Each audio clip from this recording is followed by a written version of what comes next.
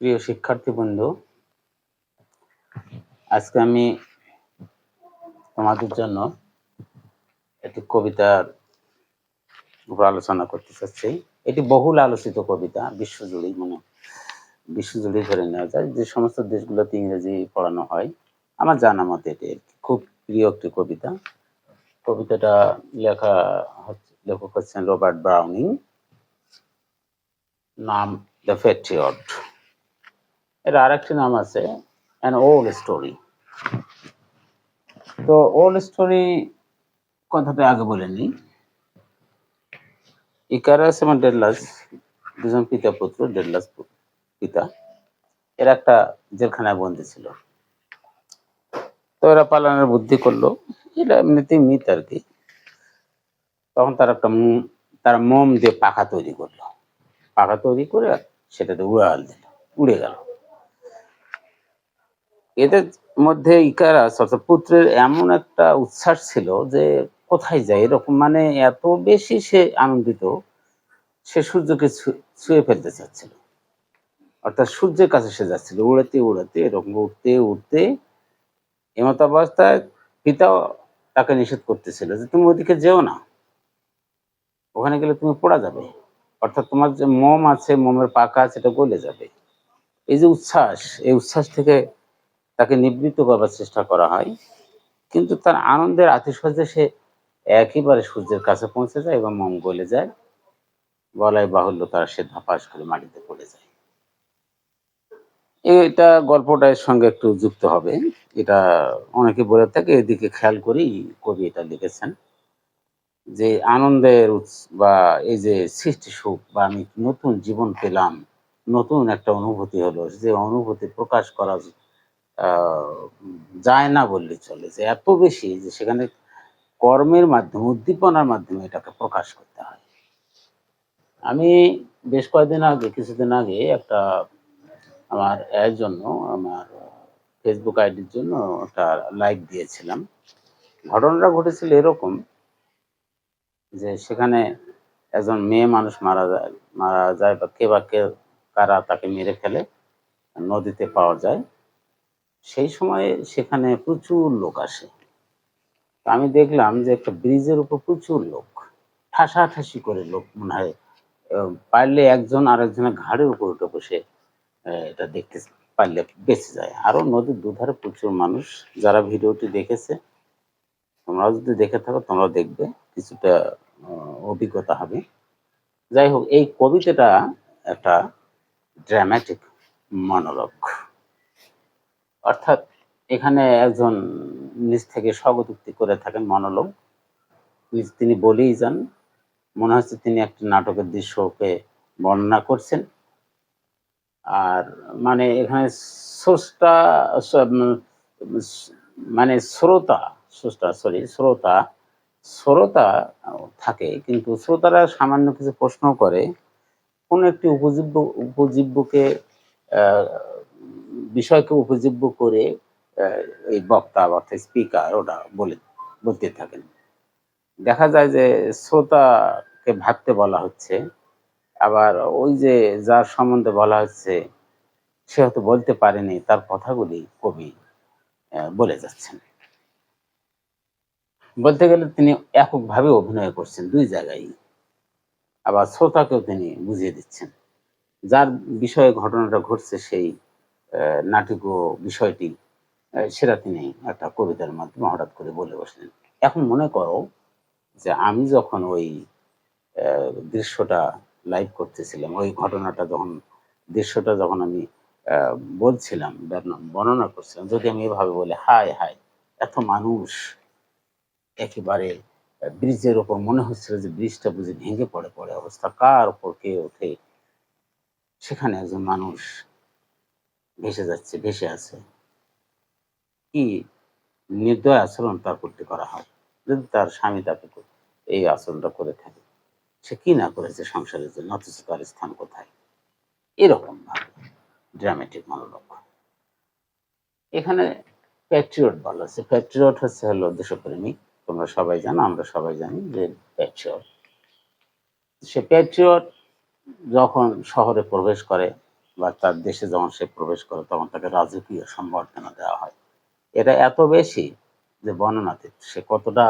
সে বর্ণনা করাই ভাষা সে পাচ্ছিল না যে তাকে কিভাবে, ওই যে এখন যেমন বলা হয় লাল গালিচাও সম্বর্ধনা এইরকম বা তার থেকে অনেক অনেক বেশি, তারই বর্ণনা এখানে দেখতে পাওয়া যায়। এবং তার শেষ যে করুণ পরিণতি হয়, এই পরিণতির আগে তার যে আক্ষেপ, তার যে বিষয়াবলী উপস্থাপনা, সে কিভাবে এটা ফিল করছিল এই কবিতায় সেটাই ফুটে উঠেছে।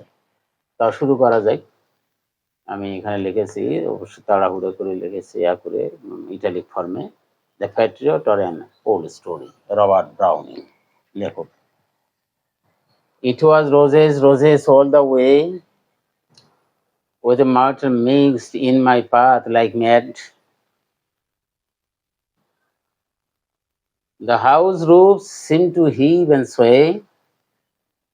The stars spare flames, such flags they had a year ago on this very day. আমরা তাহলে কি বুঝলাম?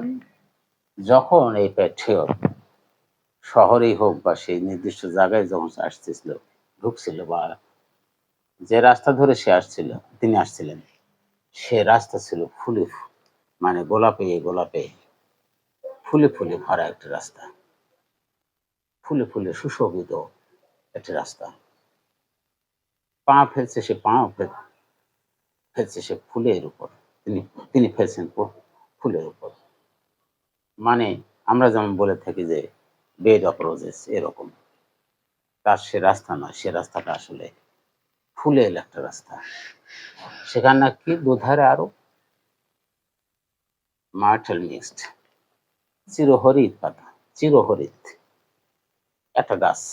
আমরা একটা কল্পনায়, আমরা দেখি আর না দেখি, আমরা একটা কল্পনায় আনতে পারি যে গাছের পাতা সজীব লতানো গাছ। তাহলে কি বোঝা গেল? প্রকৃতি তাকে গ্রহণ করেছে, প্রকৃতি এমন ভাবে সজ্জিত হয়েছে যে তার কোনো ভুল নেই। প্রকৃতি বুঝতে পেরেছে সত্যি একজন ভালো মানুষ, একজন প্যাট্রিয়ট, তাকে আলিঙ্গন করা যায়, তাকে গ্রহণ করা যায়। প্রকৃতি গ্রহণ করা মানে, প্রকৃতির মাধ্যমে গ্রহণ করা বা প্রকৃতি গ্রহণ করা মানে সারা বিশ্বের জন্য কল্যাণকর। যার ফলে কি হলো? একেবারে উন্মত্ততা, ম্যাড লাইক ম্যাড। রাস্তা, অর্থাৎ রাস্তা বলতে এখানে রাস্তার দুধারে যে মানুষগুলো, তারা একদম পাগল প্রায় হয়ে গেছে, বিস্ময়ে অভিভূত হয়ে যাওয়ার যে ব্যাপারটি আমরা বলে থাকি, কিছুটা ওরকম, যে পাগল প্রায় উন্মত্ত হয়ে গেছে। তারা কোনো কথাই শুনছে না। তার প্রতি ভালোবাসার যতটুকু বহিঃপ্রকাশ দেখানো দরকার সেটা তারা দেখাচ্ছিলেন। কারা দেখাচ্ছিলেন? সেই জনগণ, যারা তাকে গ্রহণ করতেছিলেন। ছাদগুলো হিভেন্স হয়ে মনে হয় দোল খাচ্ছে, দোলনার মতো হয়ে গেছে। ছাদ আর ছাদ নেই, হয়ে গেছে দোলনা। একবার এদিকে দোল দিচ্ছে, একবার এদিকে দোল দিচ্ছে। এখানে উঁচু এবং নিচু বুঝতে হবে, এ পাশেও আবার এ পাশেও, ছোট বড় ছাদ, উঁচু নিচু ছাদ। সেখানে মানুষে ভরপুর। সবাই হাত নাড়াচ্ছিল, আর দেখতে ঠিক দোল খাওয়ার মতো, ঢেউ খেলানোর মতো। শস্য ক্ষেতের উপর দিয়ে বাতাস প্রবাহিত হলে যেমনটা হয়, ধানের ক্ষেতে যেমনটা হয়, ঠিক ওই রকম সে দোল খাচ্ছিল। মনে হয়, দূর থেকে দেখলে মনে হয় যে ওই উঁচু ছাদটা, উঁচু অংশ, ঢেউয়ের তরঙ্গ, আনন্দের যে তরঙ্গ সেখানে উপচে পড়ছে উঁচু অংশটায়, আবার নিচু অংশটাতে দেখতে ঠিক ঢেউয়ের মতো হচ্ছে। সত্যি একটা ভালো দৃশ্য। মানুষের প্রতি ভালোবাসা প্রকাশের এর থেকে ভালো আর মনে হয় উপায় হয় না। কেন, জনগণই যদি ঢেউ সৃষ্টি করে একজন আরেকজনের সঙ্গে মিলিত হয়ে, সেটা তো সবচেয়ে বড় সম্বর্ধনা। তাহলে দেখা গেল প্রকৃতি এবং মানুষ উভয়ে একাকার হয়ে গেছে। আর কি হয়েছে? আরেকটি ব্যাপার আছে, সেটা হচ্ছে the stars stars flamed, such flags they had. গির্জাগুলোর কাজ কি? সত্য বা ন্যায়ের প্রতীকে আফল করা, উপরে তুলে ধরা, সেটাও তারা করেছে। সে চার্চের উপর অংশটুকু, স্পার্স গুলো মনে হয় আলোয় আলোকিত হয়ে গেছে, ফ্লেমড হয়ে গেছে, আগুন ধরে গেছে সেখানে। আগুন প্রজ্বলিত করলে যেমনটা চারিদিকে নূর ছড়িয়ে পড়ে, আলো ছড়িয়ে পড়ে, সেই রকম করছে। কিভাবে তাতে যতটুকু ফ্ল্যাগ, তারা যে ফ্ল্যাগ গুলো ব্যবহার করে থাকে সেগুলো দিয়ে তারা সুশোভিত করেছে।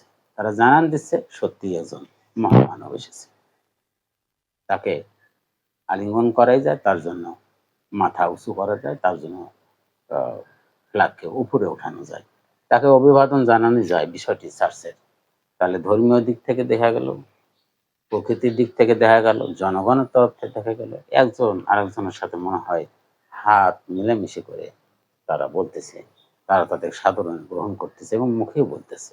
অনেক কথা বলেছে, কবি সেটা বলেননি। কেননা দৃশ্য কল্পিত দৃশ্য যখন বর্ণিত হয় তখন আর অত কিছু বর্ণনার প্রয়োজন নেই, বাক্য শেখানোর প্রয়োজন নেই। অল্প কথায় আমরা এটুকু বুঝতে পারছি কবি এরকম একটি ভাষা বা শব্দ চয়ন করেছেন, বা একটি ভাষা, আমাদের ভাষার একটা প্রকাশ এখানে কবি এনেছেন। এই ইয়ার এগো অন দিস ভেরি ডে, ঠিক এই দিনই 1 বছর আগে। ওই যে বললাম ড্রামেটিক মনোলগ, পুরো কথা হয়নি, আবার দেখা গেল যে হঠাৎ করে শুরু হয়ে গেল। কার কথা যেন কে বলছেন, বলছেন এখানে স্পিকার এককভাবে বলছেন এবং আমরা হয়তো দর্শক আমরা শুনছি যে একটা ঘটনা ঘটেছিল ঠিক 1 বছর আগে। আজকে যে ঘটনাটা ঘটছে তার থেকে 1 বছর আগে এই ঘটনা ঘটেছিল। পিছনটাই আগে বলা হলো, আরো কথা আছে। এখানে যে কয়টা স্টেঞ্জা আছে তার প্রথম স্টেঞ্জা 5টা লাইন আছে, 1 2 3 4 5। পরের স্টেঞ্জায় আমরা যাচ্ছি।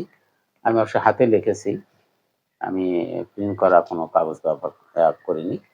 তো তোমরা বই বাই করে দেখতে পারো যেভাবে এটা সুন্দর একটি পড়া, এবং এর সম্বন্ধে আমাদের ধর্মীয় দিক থেকে কিছু কথা আছে, আমি সেটা পরে একটা বলছি। আমরা 2 নম্বর স্টেঞ্জাতে দেখতে পাচ্ছি, The air broke into mist with bells, the whole was rocked with the crowd and cries. Had I said, good folk, mere noise repels, but give me your sun from yonder skies. They had answered, and after what is?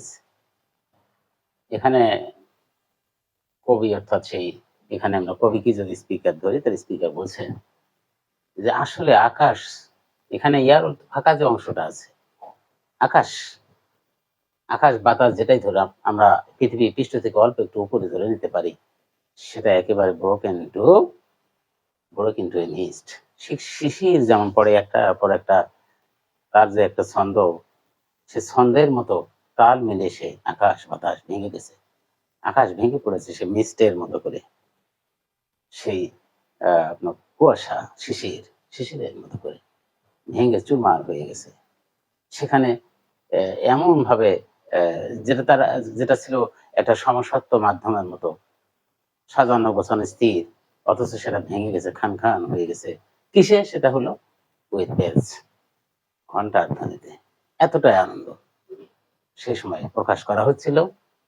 The world was rocked with the crowd and cries. এই যে মানুষের চিৎকার, গগন বিদারী আওয়াজ, ক্রাইস, বিশাল আওয়াজ, তাতেই এই দেয়ালগুলো আর সইতে পারছে না, সেগুলো আন্দোলিত, সেগুলো আসলে কাঁদছিল। তারা তো অনেক দিন ধরেই এই পৃথিবীর বুকে মাথা উঁচু করেছে আছে এবং তারা বুড়ো হয়ে গেছে, রক ওল্ড ওয়ার্ল্ড, তাদের তো সে ক্ষমতা নেই, এত আনন্দ তারা দেখেনি, তারা এতে অভ্যস্ত নয়, ফলে তারা কাঁদছিল।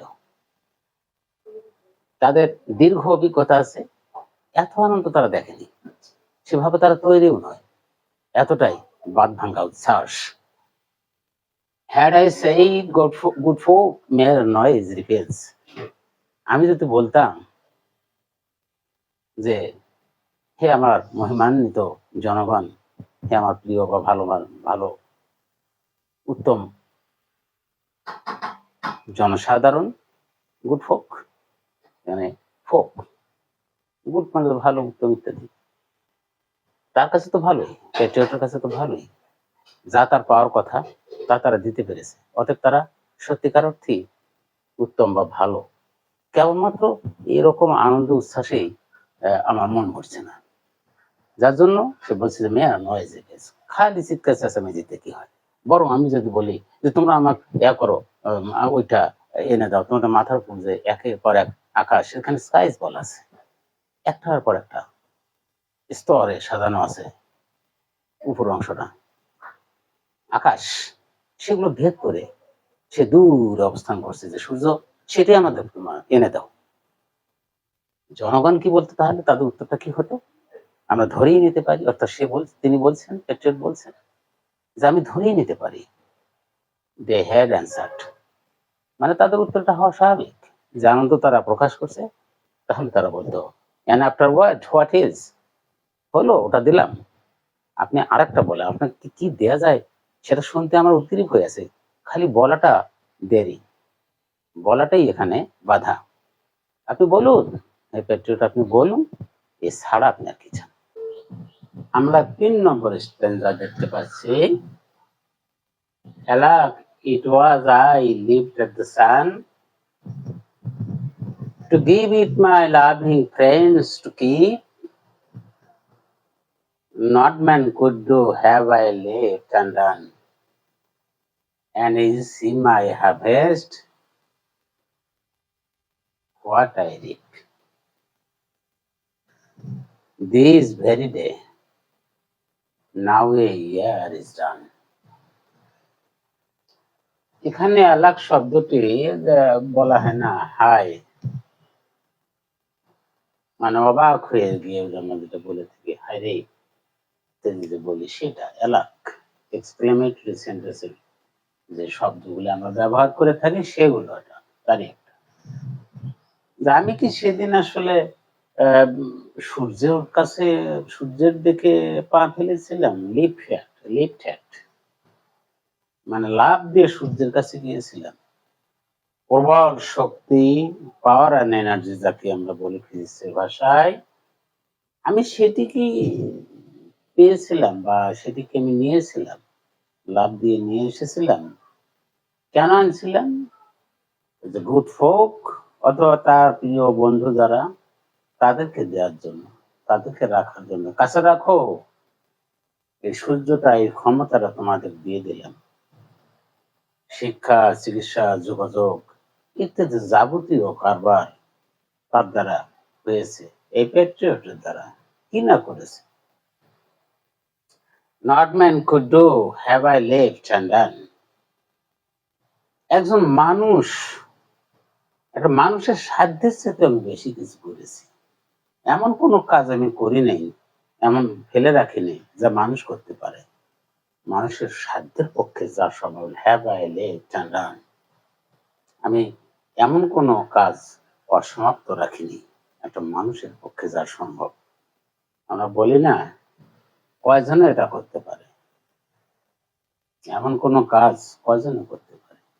মানুষের সাধ্যের মধ্যে যা, তার আমি সর্বোচ্চ পর্যায়টা সম্পাদন করেছি, সম্পাদন দেখিয়েছি, সম্পাদনা করেছি বা সেটা করে দেখিয়েছি।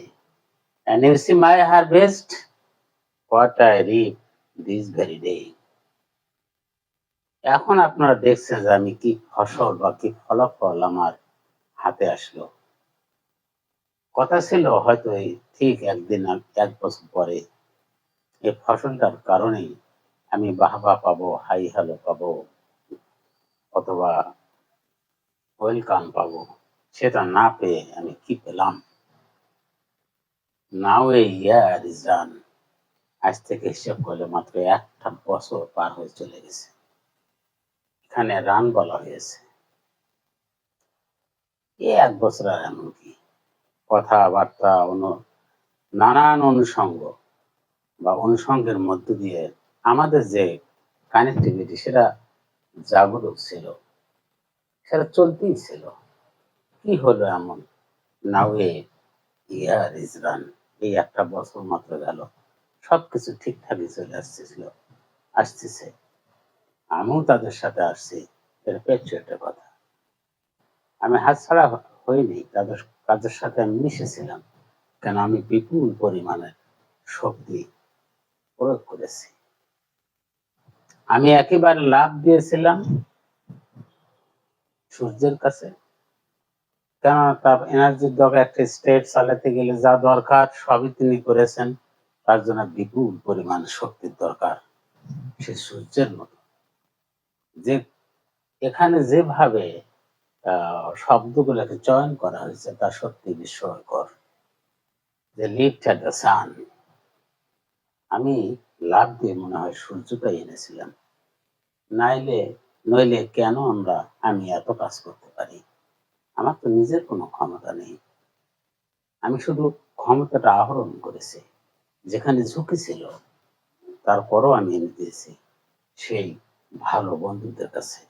আর আমি আজকে কি পেলাম? আপনি কি ফসল আমি আজ ঘরে তুলছি?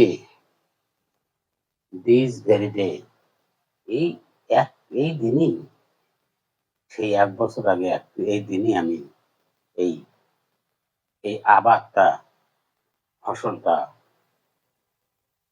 রোপণ করেছিলাম, বপন করেছিলাম, বা এই ফসলটা শুরু শুরু হয়েছিল ঠিক ওই দিনই।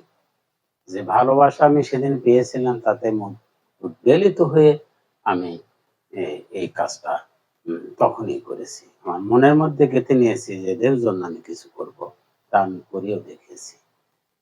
আমরা পরের স্টেঞ্জায় যাব। 4 নম্বর স্ট্যান্জায় আমরা দেখতে পাচ্ছি, there is nobody on the house tops now, just a fancied view at the window set, for the best of the sight is all alone.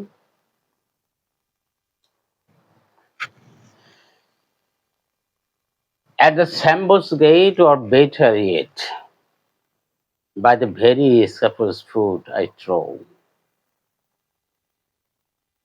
এখানে আমরা দেখতে পাচ্ছি যে আজকে আর নেই সেই হাউস টপস গুলাতে, উপরে বাড়ির উপরে যে অংশটা, সেখানে কোনো লোকজন নেই, কেউ নেই।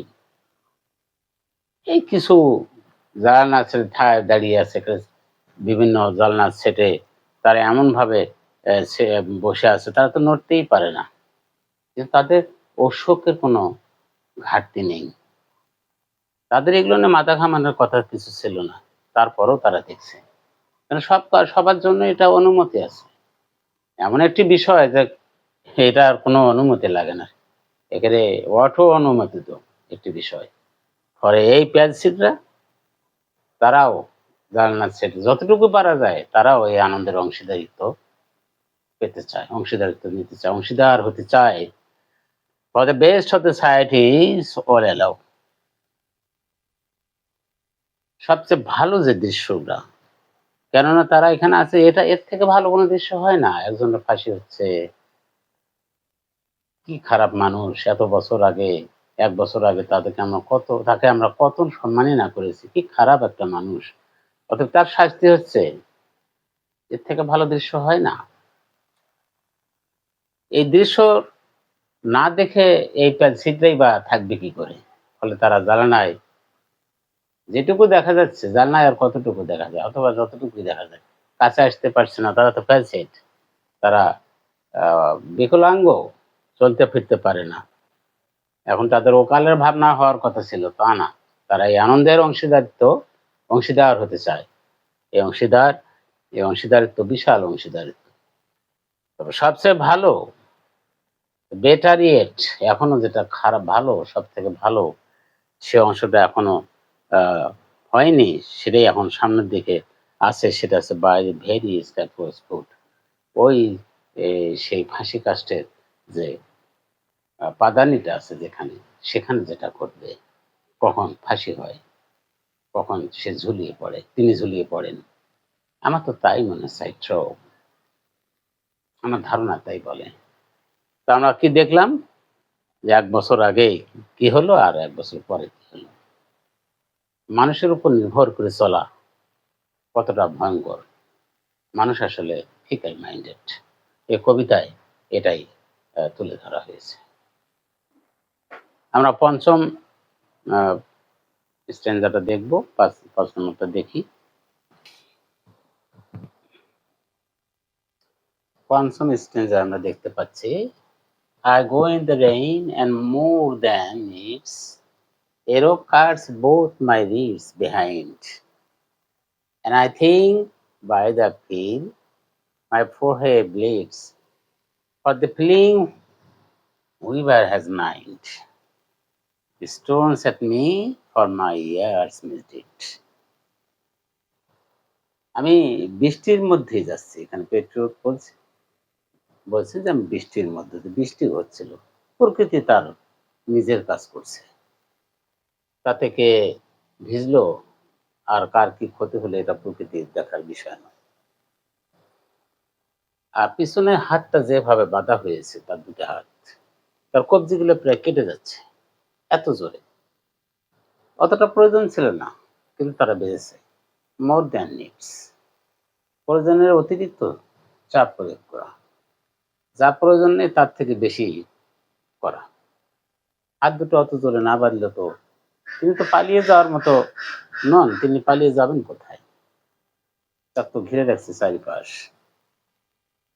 একে তো বৃষ্টি হচ্ছে, রাস্তা কর্দমাক্ত, ঠিক এই দিনই তো ঘটেছিল সেদিন।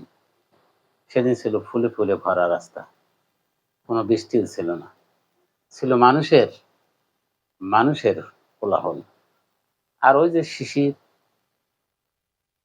সেদিন বৃষ্টি ছিল না, সেদিন ছিল শিশির, মনে হচ্ছিল শিশির, আকাশ ভেঙে পড়েছে, আকাশ টুকরো টুকরো হয়েছে, শিশিরে রূপান্তরিত হয়েছে। আর আজকে বৃষ্টি হচ্ছে, ওই দিন সে কোমলতা এই বৃষ্টির কোমলতার মতো নয়। বৃষ্টি ভিজিয়ে দিচ্ছে, তার হাঁটতে অসুবিধা হচ্ছে, তারপর তাকে টেনে নিয়ে যাওয়া হচ্ছে। আর একটা দড়ি এমন ভাবে তাকে বেঁধে রেখেছে তার হাত দুটোকে, তারপরে হাত কেটে যাচ্ছে। আর কি হচ্ছে? And I think by the feel, আমি আমার অনুভূতিতে বুঝতে পারছি যে আমার কপাল বেয়ে রক্ত ঝরছে, কেননা যে যা পারছে, for the fleeing whoever has mind, যার মনে যা চেয়েছে ততটাই সে পাথর নিক্ষেপ করেছে। কি জন্য? এই গেল 1 বছরের আমার কিছু ভুল ভ্রান্তি, ছোটখাটো ভুল, মিসডিডস। এখন মিসডিডসটা কবি এখানে আমাদের সামনে বলছেন, কিন্তু মূল কথা তো অন্যটা। মিসডিড তো এই ফিকেল মাইন্ডেড মানুষের কাছে হতেই পারে, আসলে এটা মিসডিড কিনা সেটাও বিবেচ্য বিষয়।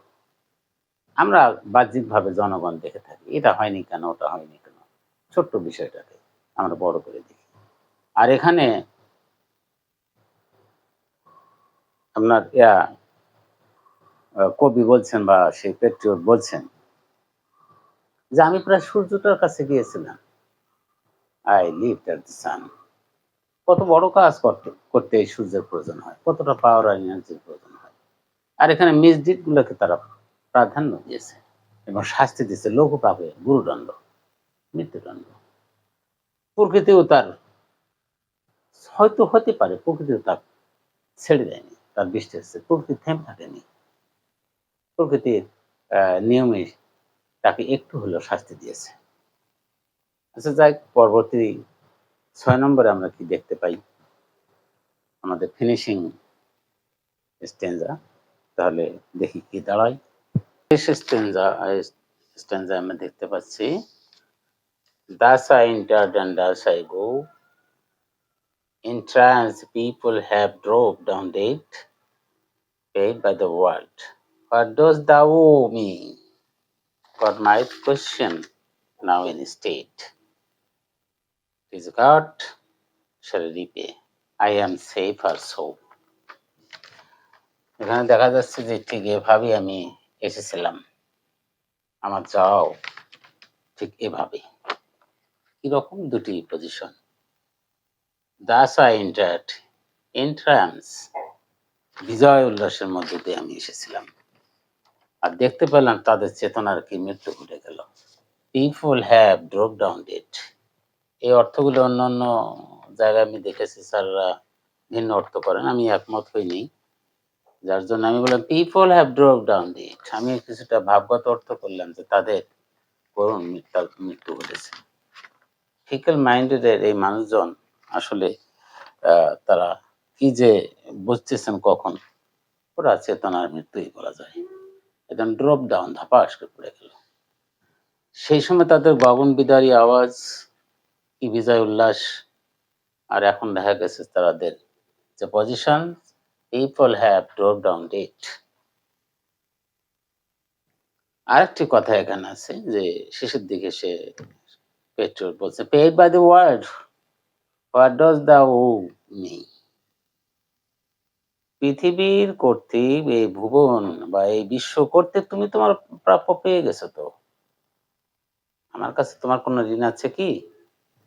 এরা কোশ্চেন করতেই পারেন, কারণ সূক্ষ্ম পরিমাপের দিক থেকে অলমাইটির থেকে কেউ যা কিছু জানেন না, ঠিক কতটুকু ঋণ আছে তার, এটা আল্লাহ জিজ্ঞেস করতেই পারেন, অলমাইটিটা জিজ্ঞেস করতেই পারেন, স্রষ্টা জিজ্ঞেস করতেই পারেন, কেন মেজারমেন্টের দিক থেকে তার থেকে ভালো কেউ নেই। তা সামান্য মিসডিটের কারণে অথবা মিসডিট ছোটখাটো ভুলের কারণেই গুরুদণ্ড দিয়ে বসে আছে এবং সেখানে তাদের চেতনার মৃত্যু করেছে। তাদের যে দায়িত্ব ছিল সে দায়িত্ব তারা পালন করতে পারেননি, কিন্তু পেট্রিয়ট তা করেছেন। প্রকৃতিকে তিনি নাড়াচাড়া করেছেন, প্রকৃতির থেকে তিনি পাওয়ার এনার্জি নিয়েছেন এবং সেটি সরবরাহ করেছেন। তাতে সামান্য কিছু ত্রুটি হতেই পারে, কিন্তু তিনি তো বৃষ্টির মধ্যে দিয়ে গেছেন, আসতেছেন আজকে। তার আজকের সেই ফাঁসি কাস্টে যাওয়া, সেটা বৃষ্টির মধ্যে দিয়ে, প্রকৃতিও তার শাস্তি যদি হয়েই থাকে ছোটখাটো, বৃষ্টিতে ভিজিয়ে তাকে যেতে হচ্ছে। অর্থাৎ প্রকৃতি তার, এই পৃথিবীর যে একটা অংশ প্রকৃতি, সেটা সে বুঝে নিয়েছে। অর্থাৎ কি এমন আছে তার তো এমন কিছু নেই যে বলার মতো যে আমি এই অপরাধ করেছি। অতএব পৃথিবীতে তিনি এসেছেন, তিনি নিয়েছেন এবং দিয়েছেন। ত্রুটির অংশটুকু হয়ে গেল, শাস্তি হয়ে গেল, ত্রুটির অংশটুকু ওইখানেই থেকে গেল। তিনি শাস্তি পেয়ে গেলেন এবং লঘু পাপে গুরুদণ্ড হয়ে গেল। যার ফলে এখন আল্লাহর প্রশ্ন, অর্থাৎ অলমাইটির প্রশ্ন, যে তুমি আমার কাছে কিছু ঋণ করেছো কিনা, এটা তিনি জিজ্ঞেস করতেই পারেন। যেহেতু সবকিছু তিনি দেখে থাকেন, বিচারের সবচেয়ে উন্নত মানের বিচারটি তিনি করতে পারেন, সর্বশেষ এবং উন্নত মানের।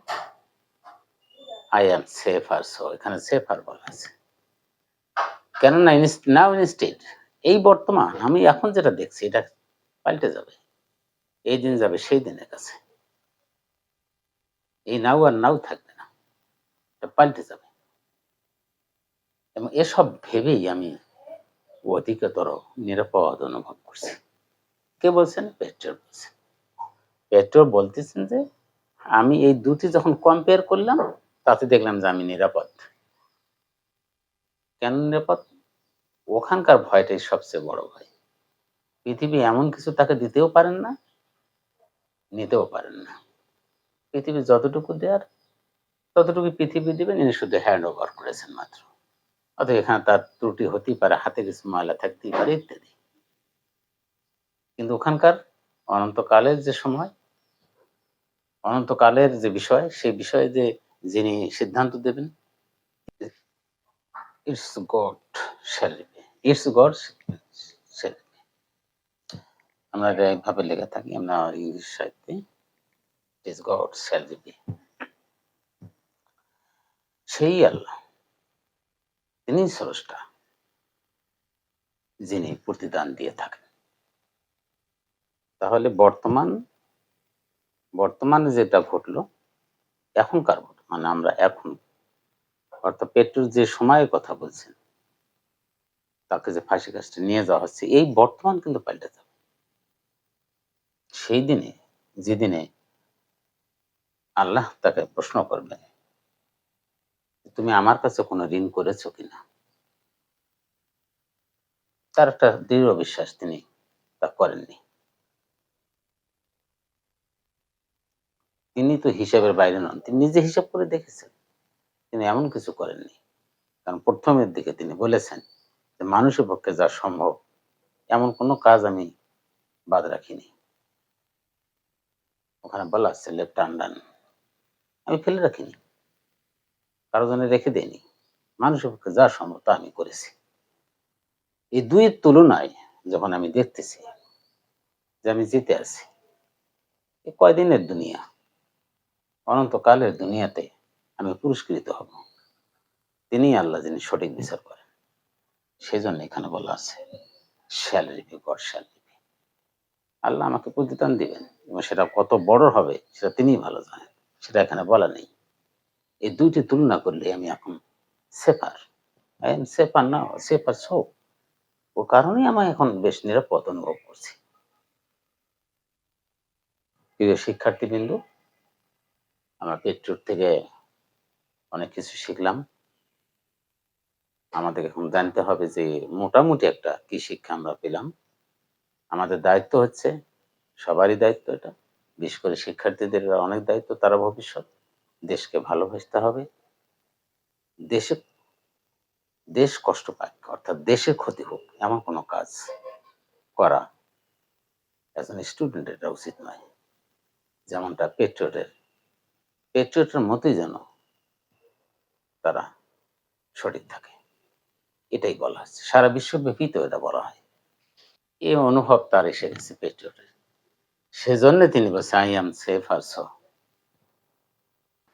প্রিয় শিক্ষার্থীবৃন্দ, তাহলে আমরা কি বুঝতে পারলাম? In trans the people have dropped down dead. In tramp people have drawn down dead. তাহলে জনসাধারণ এই এই বিজয় উল্লাস, তার ভেতর দিয়ে তাদের মৃত্যু ঘটলো, স্বভাব বলা যায় চেতনার মৃত্যু ঘটলো। তাদের যে স্বভাব, এই স্বভাবটা চিরন্তন। অনেকগুলি মানুষের ট্রাম্প, এটা ক্ষণিকের। ভালো কিছু বুঝতে পারা, স্থায়ী হওয়া, ভালো কিছু বিষয়ের উপর, এটা হয় কিছু মানুষের হয়, অল্প স্বল্প মানুষের হয়। আমাদের একটা হাদিসেও আছে, উম্মুল মুমিনিন আয়েশা হুমায়রা বললেন, আমি রাসূলকে বলতে শুনেছি, যে ব্যক্তি মানুষের উপর নির্ভর করে আল্লাহ তাকে মানুষের উপরই ছেড়ে দেন। তো এই পেট্রিয়ট থেকে আমাদের একটা শিক্ষা আসলো, যেহেতু বিষয়গুলো এই ধরনের কবিতা বা এই ধরনের কথাবার্তা বিশ্বব্যাপী চালু আছে, আমরা এটাই শিখতে পারলাম যে আমাদের পেট্রিয়টের মতো তবু হতে হবে। আমাদের পুরস্কারের কোনো আশা করা যাবে না। পুরস্কার আল্লাহ দেবেন। আমাকে সঠিক থাকতে হবে, দেশকে ভালোবাসতে হবে। একটা কথা আছে, ইনহাস্ত ওয়াতানাম, এটা আমার জন্মভূমি। সেই শহীদ মুস্তফা আলীর পড়ার থেকে বললাম। জ্ঞানী ব্যক্তিরা বলে থাকেন, এটা হাদিস নয়, হুব্বুল ওয়াতানি মিনাল ঈমান, দেশপ্রেম ঈমানের অঙ্গ। আমরা অবশ্যই আশা করব ছাত্রছাত্রীরা এই বিষয়গুলো ধারণ করবে, তাদের উপরে নির্ভর করে দেশের ভবিষ্যৎ।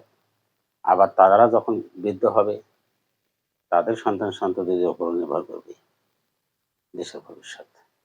সবাইকে আল্লাহ ভালো রাখুক। আজ এ পর্যন্তই। খোদা হাফেজ।